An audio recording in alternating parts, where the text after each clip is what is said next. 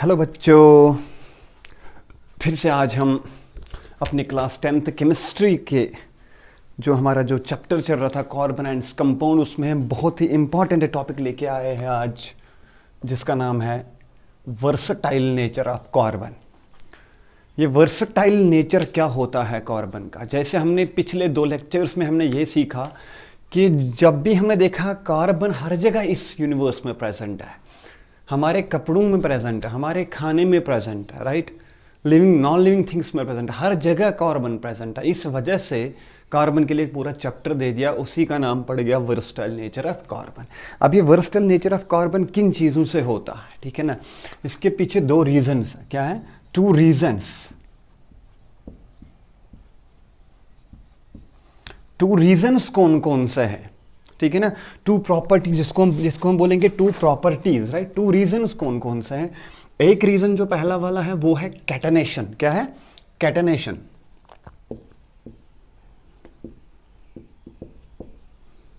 Catenation, ठीक है, क्या है? कैटनेशन।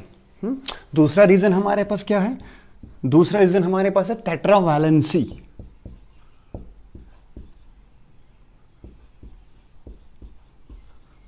Tetravalency, right. कार्बन के पास कौन कौन सी इंपॉर्टेंट 2 रीजन, 2 प्रॉपर्टीज है वर्सटाइल नेचर के लिए? एक कैटनेशन है और एक टेट्रावैलेंसी, राइट। दोनों बहुत इंपॉर्टेंट है, ठीक है ना? तो दोनों को डीपली डिस्कस करेंगे, क्या क्या होता है और क्या नहीं होता, दोनों को डीपली डिस्कस करेंगे। पहला वाला पॉइंट क्या हमारे पास जो है वो है कैटनेशन, ठीक है। कैटनेशन का मतलब क्या होता है सर? कैटनेशन का मतलब होता है सेल्फ लिंकेज, राइट। खुद के एटमों से ही बड़ी बड़ी चेन्स बना लेना, राइट, सेल्फ लिंकेज, राइट। या हम ये कहेंगे कि property of making a long chains with its identical atoms, right. Property होती है, क्या होती है? Property of self linkage. Self linkage का मतलब क्या होता है? अपने ही आइडेंटिकल एटम्स के साथ, right, to form long chains with the identical atoms.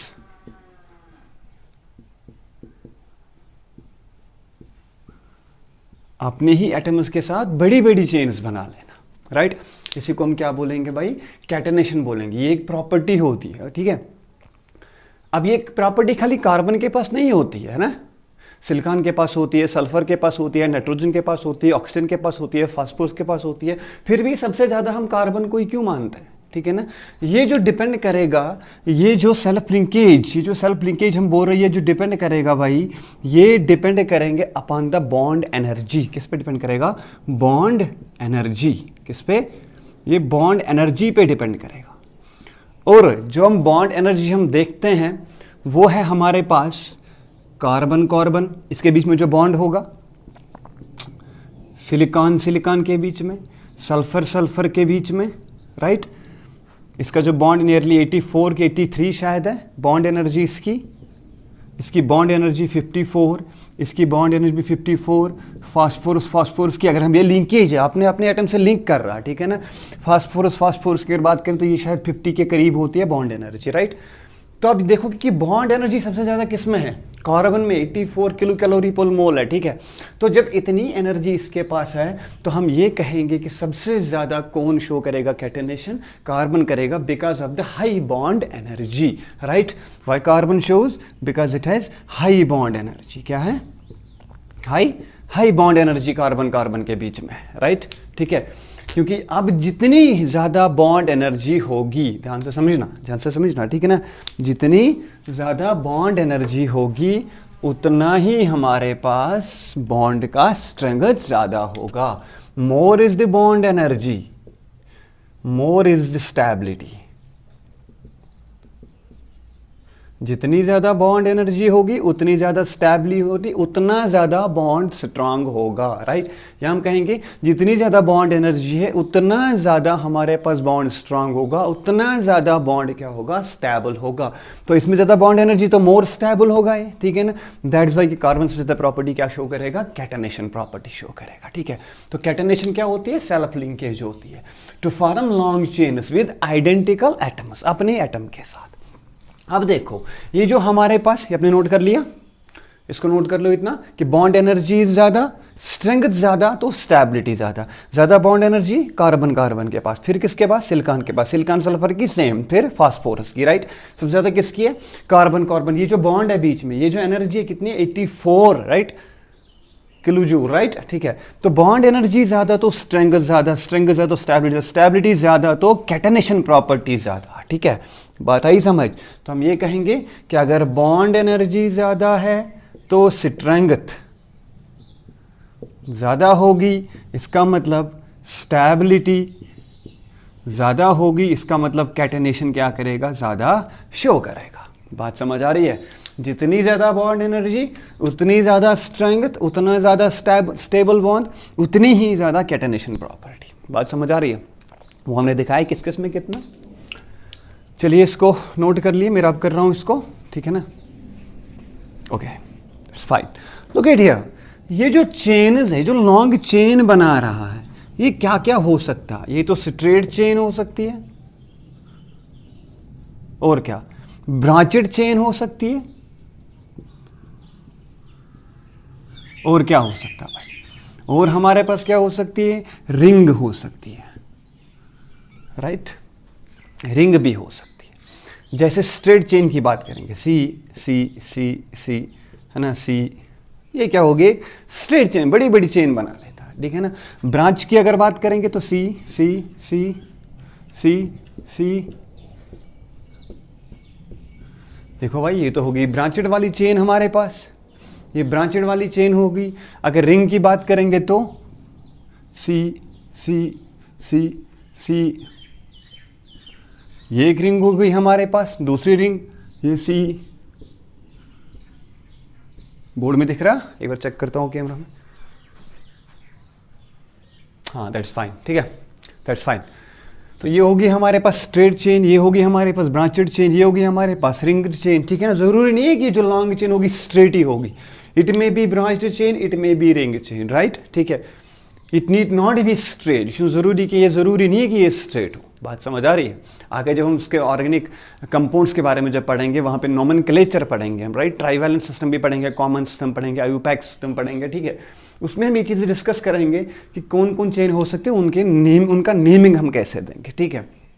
तो ये होगी straight chain, branched chain and ring chain. Long chains बना रही है ना, ये क्या है, सेल्फ लिंकेज की प्रॉपर्टी है, जिसकी वजह से क्या कर रहा है भाई, ये क्या कर रहा है, बड़ी बड़ी चेनें बनाता है। कौन कौन सी चेन, स्ट्रेट चेन, कौन ब्रांचेड चेन, कौन रिंग चेन। और किस पे डिपेंड करेगी कैटेनेशन, बॉन्ड एनर्जी के ऊपर। जिस भी दो एटम के बीच में जो बॉन्ड ज्यादा होगा उसके पास कैटेनेशन प्रॉपर्टी ज्यादा होगी, सेल्फ लिंकेज की प्रॉपर्टी ज्यादा होगी।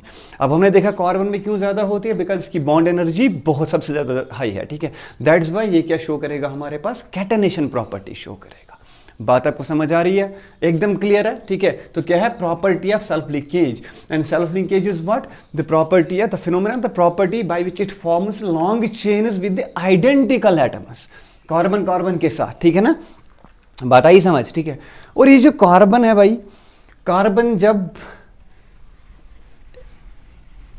पहले इसको मिटाता हूं, रब करता हूं, फिर समझाता है, ठीक है ना। ऐसे ही जब कार्बन हाइड्रोजन के साथ बॉन्ड बनाएगा, देखो जब कार्बन हाइड्रोजन के साथ बॉन्ड बनाएगा, ये जो चेन है बहुत लंबी लंबी मिलियंस की चेन बना सकता है, इसको हम बोलते हैं हाइड्रोकार्बन। क्या बोलते हैं, हाइड्रोकार्बन्स, मतलब कार्बन और हाइड्रोजन की चेन, कार्बन और हाइड्रोजन का बॉन्ड। जब कार्बन किससे बॉन्ड बनाएगा, हाइड्रोजन के साथ, उसको हम क्या नाम देंगे, हाइड्रोकार्बन। ऐसे ही जो ये कितना बने, मिलियंस के, बहुत बहुत इनफाइनाइट मिलियंस तक बना सकता है ये चेन्स, ठीक है। बहुत बहुत लंबी लंबी चेन्स, 15 कार्बन, 20 कार्बन, 30, 40, 50, 100 कार्बन से बना सकता, ठीक है। जैसे आपने उसमें देखा C60 बकमिस्टर 60 कार्बन वहाँ मिले हुए, 60 कार्बन, वो छोटी सी एक बॉल है, उतनी सारी बॉल्स मिला के एक बकमिस्टर को बनाते हैं, ठीक ना। वो इसका एक छोटा सा एक क्रिस्टल है बकमिस्टर, ठीक है, C60 वाला एक छोटा क्रिस्टल है। ऐसे अगर सिलिकॉन हाइड्रोजन के साथ बांड बनाएगा, और ये जो बांड बनता है इसको बोलते हैं सीलेंस। हाइड्रोजन और सिलिकॉन का बांड जो होगा क्या बोलेंगे इसको, साइलेंस। देखो इस कार्बन के पास भी वैलेंसी कितनी है, 4, इसके पास भी वैलेंसी कितनी है, 4। ये कितने का बना सकता है, मिलियंस तक। मगर ये जो सिलिकॉन है ये खाली बना सकता है up to 8 atoms, up to 8 silicon atoms तक बना सकता है, इससे ज़्यादा नहीं बना सकता, ठीक है, अप टू 8 सिलिकॉन एटम्स, ठीक है। तो ये आपके लिए कुछ होमवर्क है कि मुझे कमेंट में बता देने कि ऐसा क्यों होता है, ये सिलिकॉन क्यों बना सकता है आप तो 8 एटम्स के साथ ही। कार्बन के पास भी वैलेंसी 4, इसके पास भी वैलेंसी 4, राइट। और आपको पता है इसके पास जो वैलेंसी 4 है ये कितना बनाएगा, मिलियंस तक है। इसके पास वैलेंसी 4 तो कितना बनाएगा, सीलेंस का नाम पड़ता है, जिसमें पे हाइड्रोकार्बन नाम पड़ गया कार्बन हाइड्रोजन के बीच में, सिलिकॉन हाइड्रोजन को नाम क्या पड़ गया, सीलेंस नाम पड़ गया। और अप टू 8 सिलिकॉन एटम्स तक ये चेन बना सकता है, not more than 8, right. It may be 9, I think may be, ठीक है, बट अप टू 8 इसका मैक्सिमम है, राइट, ठीक है। बात समझ आ रही है। तो ये होगी हमारे पास कैटेनेशन प्रॉपर्टी। किस पे डिपेंड करती है कैटेनेशन, बॉन्ड एनर्जी के ऊपर। किसकी ज्यादा बॉन्ड एनर्जी थी, कार्बन कार्बन के बीच में। और जितनी ज्यादा बॉन्ड एनर्जी उतना ज्यादा बॉन्ड क्या होगा, स्टेबल, उतनी ज्यादा स्ट्रेंथ और उतनी ही ज्यादा इंपॉर्टेंट, उतनी ही ज्यादा कैटेनेशन प्रॉपर्टी को शो करेगा कंपाउंड, राइट। तो ये तो हुआ हमारे पास कैटेनेशन, राइट। इसके बाद जो हमारे पास दूसरी प्रॉपर्टी आती है उसका नाम है हमारे पास टेट्रावैलेंसी, टेट्राकोवैलेंसी, टेट्राकोवैलेंसी। कुछ नहीं, ये आपने पढ़ के रखा। टेट्राकोवैलेंसी क्या होता है कि कार्बन के पास 4 बॉन्ड्स होते हैं, 4 वैलेंसीज होती है। क्या होता है, कार्बन हैज, क्या है इसके पास, 4 electrons in its valence shell. अगर हम इसकी इलेक्ट्रॉनिक को देखो, ये तो आपको पता है कि टेट्राकोवैलेंसी क्या होती है। कार्बन के पास 4 इलेक्ट्रॉन्स होते हैं, तो ये क्या बना सकता है, it can make 4 bonds, it can make 4 bonds with other atoms, with other monovalent atoms. Monovalent का मतलब जिनको वैलेंसी 1 होगी, राइट। मोनोवैलेंट एटम्स के साथ बना सकता है, ठीक है ना। ऐसे क्लोरीन की बात करेंगे, बात आई समझ, उसके साथ ही कर सकता है शेयर। बात समझ आ रही है, ठीक है ना। तो ये कार्बन क्या बन 4 बॉन्ड्स बना सकता है विद इटसेल्फ और other 4 atoms, other monovalent atoms, right. ये तो एक सिंपल सी भाषा। टेट्राकोवैलेंसी का मतलब ये तो कार्बन 4 बॉन्ड बना सकता है, इसके पास वैलेंसी कितनी है, 4 है, ठीक है। ये टेट्राकोवैलेंसी हुआ। अब तो मैं इसमें एक बात बताते हैं आज, जो थोड़ा सा एक्स्ट्रा नॉलेज है, जो आपको मैं आज देना चाहता हूं। अगर हम कार्बन की इलेक्ट्रॉनिक कॉन्फ़िगरेशन की बात करेंगे, एटॉमिक नंबर 6, 2,4 की क्या हुई इलेक्ट्रॉनिक। अगर हम इसकी हायर इलेक्ट्रॉनिक कॉन्फ़िगरेशन की बात करें, जो हम 11th में पढ़ते हैं, उसकी बात करेंगे ज़रा। 1s 2s 2p x 2p y 2p z, actually X Y Z plane में, ठीक है ना, इलेक्ट्रॉन्स होते हैं, वो पढ़ोगे आप आगे। तो इस एस शेल में 2 इलेक्ट्रॉन्स, इसमें 2 इलेक्ट्रॉन्स, कितने हो गए 4, तो इसमें कितने आएंगे 2, 6 इलेक्ट्रॉन्स, ठीक है। ये इसकी इलेक्ट्रॉनिक कॉन्फ़िगरेशन है, इसको बोलते हैं हम ग्राउंड स्टेट वाली। क्या है, ये है ग्राउंड स्टेट में इसकी इलेक्ट्रॉनिक कॉन्फ़िगरेशन। अब तो यहां से आप देखिएगा लास्ट वाली शेल में कितने इलेक्ट्रॉन खाली है, 2 इलेक्ट्रॉन है। जब 2 ही इलेक्ट्रॉन है तो वैलेंसी 4 कैसे होगी फिर। ग्राउंड स्टेट के अंदर एक्चुअली कार्बन को कितने बॉन्ड्स बनाने चाहिए फिर, 2 इलेक्ट्रॉन, मगर बनाता कितना है, 4 बॉन्ड्स बनाता। बनाने कितने चाहिए खाली इसको, यहाँ पे 2 है, क्योंकि अगर हम देखेंगे, देखो ये दोनों कंप्लीट शेल्स है। अगर हम इसको बनाएंगे एस शेल के अंदर, ये 2 इलेक्ट्रॉन्स हो गए, ठीक है ना। फिर 2a, ये 1s की बात करेंगे, ये 2s की बात करेंगे। इसमें भी कितने आपने, क्योंकि एस शेल के अंदर देखो एक होता है s, p, d और f। इसके अंदर 2 इलेक्ट्रॉन्स होते हैं, ठीक। इसके अंदर 6 होते हैं, इसके अंदर 8 होते हैं, इसके अंदर 14 शायद होते हैं, 14 शायद, 14 के 10 आई थिंक, 14 होता है, ठीक है। तो 2, 6, 8 एंड दिस, ठीक है। तो इसमें 2 इलेक्ट्रॉन्स आ सकते हैं s में, खाली s में कितने आ सकते हैं, 2 इलेक्ट्रॉन्स, ठीक है। तो s में दे दिए 2 इलेक्ट्रॉन्स, यहाँ पे भी s में 2 इलेक्ट्रॉन्स, p में कितने आ सकते हैं, 6 इलेक्ट्रॉन्स, राइट। देखो इसमें तो एक हो गए, और अगर हम बात करेंगे यहां से दूसरा वाला इसको दे देंगे, राइट, दूसरा इसको देंगे। जैसे इसको बात करेंगे तो 2p(x1) इसको करेंगे, इसको भी क्या करेंगे 2p(y1) में देंगे। फिर भी इसके पास एक अनशेयर्ड इलेक्ट्रॉन रह रहा, ठीक है ना। तो यहां से देखो ये लास्ट वाली शेल 2p(y), ये लास्ट वाली शेल में कितने इलेक्ट्रॉन इसके पास 2 इलेक्ट्रॉन। अब क्या करेगा बेचारा, अब तो ये 2 बॉन्ड बना पाएगा, मगर हम इसको एक्साइटेड स्टेट में लेके आते हैं। कहां पे, एक्साइटेड स्टेट में क्या आएगा इसके अंदर इलेक्ट्रॉन कॉन्फ़िगरेशन, यहां से एक इलेक्ट्रॉन उठ के इसको शेयर हो जाएगा। ये होगी एक्साइटेड स्टेट, मतलब 1s2 2s2 2px1 2py1, यहां पे एक ही रहेगा 2pz1। तो एक इलेक्ट्रॉन, 2 इलेक्ट्रॉन, 3 इलेक्ट्रॉन, 4 इलेक्ट्रॉन, अब कितने बॉन्ड्स बनाएगा, 4 बॉन्ड्स बनाएगा। यही है tetravalency of carbon. Ground state की इलेक्ट्रॉनिक कॉन्फ़िगरेशन ये रही, इसमें खाली एक ऑर्बिटल यहाँ पे था। अब इसने अपना बोला कि चल भाई तू ले ला मेरा इलेक्ट्रॉन, इसने एक इलेक्ट्रॉन उठा के इसको शेयर कर दिया, और क्या बने सब में 1 2 3 और 4 इलेक्ट्रॉन। तो कार्बन की वैलेंसी कितनी होगी 4। तो कितने बॉन्ड्स बना सकता है कार्बन, टेट्रा मतलब 4 बॉन्ड्स बना सकता है। बात समझ आ रही है। ये 2 इंपॉर्टेंट प्रॉपर्टीज थी क्या, वर्सटाइल नेचर ऑफ कार्बन, एक कैटेनेशन और एक टेट्राकोवैलेंसी। अब बात करेंगे हम सैचुरेटेड एंड अनसैचुरेटेड हाइड्रोजन। इससे पहले हम बात करेंगे ऑर्गेनिक कंपाउंड्स की। ऑर्गेनिक कंपाउंड्स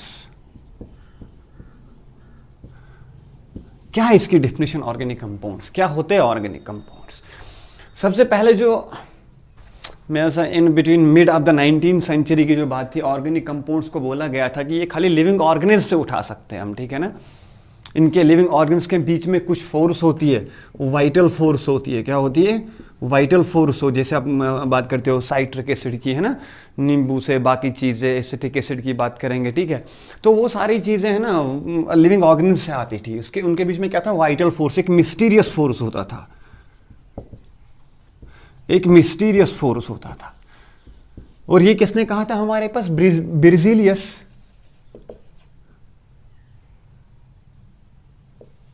एक बार स्पेलिंग चेक कर लेना। बेrzelius एक साइंटिस्ट थे जिसने बोला था कि वाइटल फोर्स के बगैर ऑर्गेनिक कंपाउंड्स हम लेबोरेटरी में प्रिपेयर ही नहीं कर सकते हैं, राइट। क्योंकि जो वाइटल फोर्स होता है खाली लिविंग ऑर्गेनिज्म के अंदर एक मिस्टीरियस फोर्स प्रेजेंट होती है। इस वजह से जो ऑर्गेनिक कंपाउंड्स है कहां से उठा सकते हैं हम, लिविंग थिंग से उठा सकते हैं। कहां से, लिविंग ऑर्गेनिज्म से उठा सकते हैं। ये किसने बोला था, बेrzelius ने बोला था कि लिविंग ऑर्गेनिजम्स के अंदर क्या प्रेजेंट होता है, एक वाइटल फोर्स, एक मिस्टीरियस फोर्स प्रेजेंट होता है, जिसकी वजह से हम क्या करते हैं, ऑर्गेनिक कंपाउंड्स को प्रिपेयर कर सकते हैं, राइट। बट ये इम्पॉसिबल है किसमें, लेबोरेटरी के अंदर, बिकॉज वहां वाइटल फोर्स प्रेजेंट नहीं होती है। बट 1880 के 1874 शायद 74 और 1880 की बात करते हैं, शायद 74 की बात है, ठीक है ना।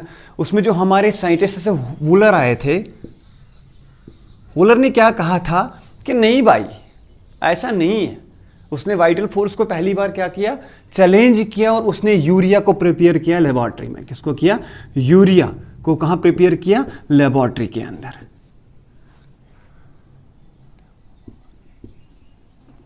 उसने लेबोरेटरी के अंदर क्या किया, यूरिया को प्रिपेयर किया। बात समझ आ रही है। ये यूरिया को प्रिपेयर किससे किया, अमोनिया साइनाइड से किया।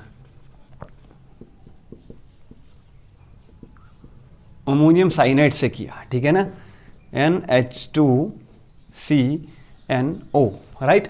अमोनियम साइनाइड से इसने क्या किया, प्रिपेयर किया इसको, ठीक है। और क्या इसने प्रिपेयर किया, NH4CNO, NH2CO NH2, this is urea. On heating, यहां पे क्या किया, हीट दे दिया, ठीक है ना। और क्या किया, लेबोरेटरी में उसने क्या किया प्रिपेयर, वूलर ने क्या किया प्रिपेयर, यूरिया किया प्रिपेयर। कहां पे, लेबोरेटरी के अंदर। और किसे किया, अपने अमोनियम साइनाइड को क्या किया, हीट किया, और क्या दे दिया उसने, यूरिया दे दिया, ठीक है ना। पहली बार वूलर ने बेrzelius की वाइटल फोर्स थ्योरी को यहां पे एक्सेप्ट नहीं करके उसने एक कंपाउंड प्रिपेयर किया, यूरिया, कहां से, लेबोरेटरी के अंदर। फिर बहुत सारे साइंटिस्ट हैं, बहुत सारे उन्होंने क्या ये कंपाउंड्स बनाए लेबोरेटरी के अंदर। तो फिर वो चीज़ भी सही थी, वो चीज़ आज भी सही अपनी हद तक, ठीक है ना। बट इसके बाद हमें ये पता चला कि हम ऑर्गेनिक कंपाउंड्स को कहां प्रिपेयर कर सकते हैं, लेबोरेटरी के अंदर भी प्रिपेयर कर सकते हैं, राइट। अभी ऑर्गेनिक कंपाउंड्स होता क्या है? ऑर्गेनिक कंपाउंड्स एक्चुअल में जो मॉडर्न डेफिनेशन है वो है कंपाउंड्स, सॉरी ऑर्गेनिक कंपाउंड्स की बात करें पहले करेंगे, ऑर्गेनिक केमिस्ट्री की बात करें। ऑर्गेनिक केमिस्ट्री होता है केमिस्ट्री ऑफ कार्बन। क्या होता है? केमिस्ट्री ऑफ कार्बन क्या होता है? Organic chemistry. और ये ऑर्गेनिक कंपाउंड्स क्या होता है? Organic compounds that contains carbon, that contains carbon. ठीक है, तो बाद में जो डेफिनेशन आई वो है कि ऑर्गेनिक कंपाउंड्स आर कंपाउंड्स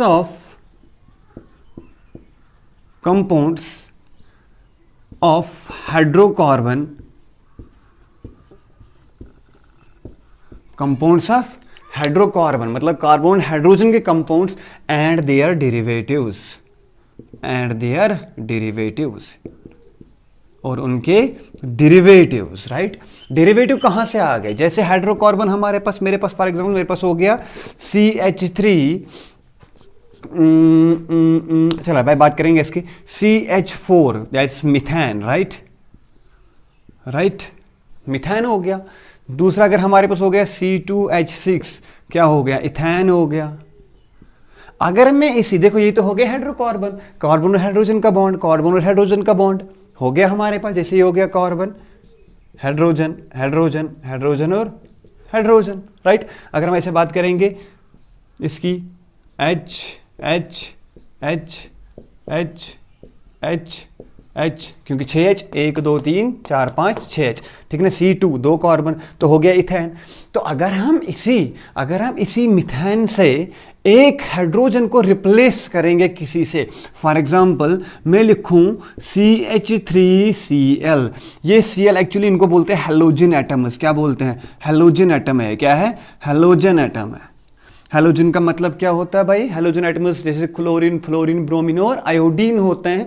अगर मैंने यहाँ पे क्या, देखो यहाँ पे CH4 था, मैंने क्या किया, यहाँ पे -H करके प्लस Cl मैंने ऐड किया। मैंने यहाँ पे ऐड क्या किया? Cl ऐड किया, H को क्या किया? रिमूव। और ये जो कंपाउंड आए, ये तो डेरिवेटिव तो आया इसका, हाइड्रोजन को रिमूव करके, और इसका नाम क्या पड़ गया? Methyl chloride.